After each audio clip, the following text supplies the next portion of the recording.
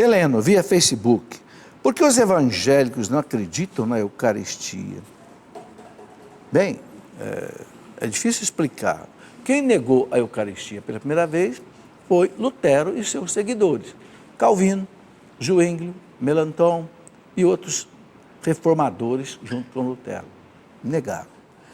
É algo difícil de entender. Agora, negaram por quê? Porque também negaram o sacerdócio, o sacramento da ordem. Sem sacramento da ordem, você não tem Eucaristia.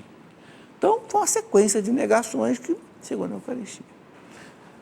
Nós, católicos, não temos dúvida. Jesus disse, isto é o meu corpo que é dado por vós. Ele não disse, isso é um sinal, isso é um símbolo, isso é o meu corpo.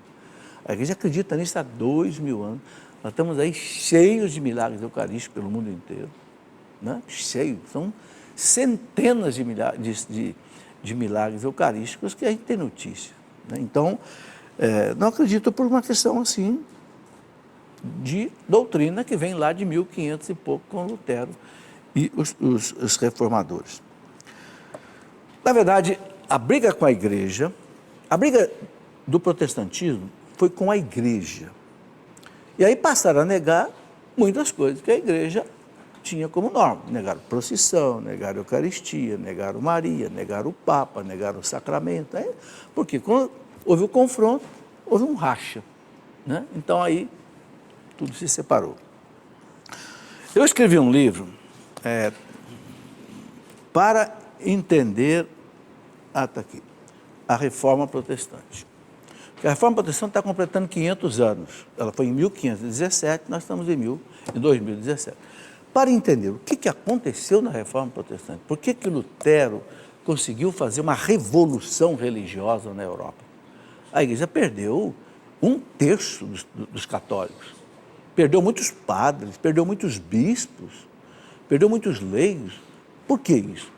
Por que os príncipes alemães apoiaram Lutero nessa rebelião contra a igreja? O que a igreja fazia de errado? O que os filhos da igreja faziam de errado? Tinha coisa errada? Tinha.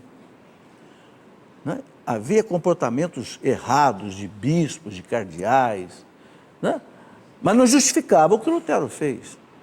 É aquilo que a igreja, que a filosofia ensina, você dá banho numa criança, né, numa bacia, depois você, quando for jogar fora a água suja, cuidado para não jogar a criança. O que o protestantismo fez foi jogou fora a água suja da igreja, mas jogou fora a igreja também. Não, tinha que tirar a igreja e jogar fora os pecados dos filhos da igreja.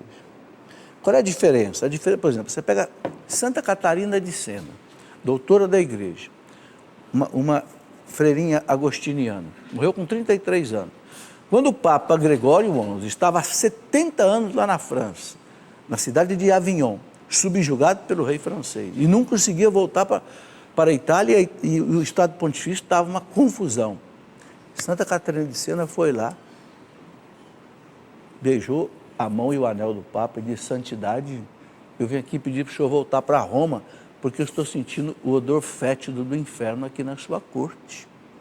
Ou seja, ela apontou os erros da igreja, mas ela disse, ela não brigou com a igreja, não jogou a igreja fora. Né? Santa Teresa d'Ávila, contemporânea de Lutero, dizia, eu sou filha da igreja. Eu submeto à igreja todos os meus escritos, se a igreja disser que tem coisa errada, queime.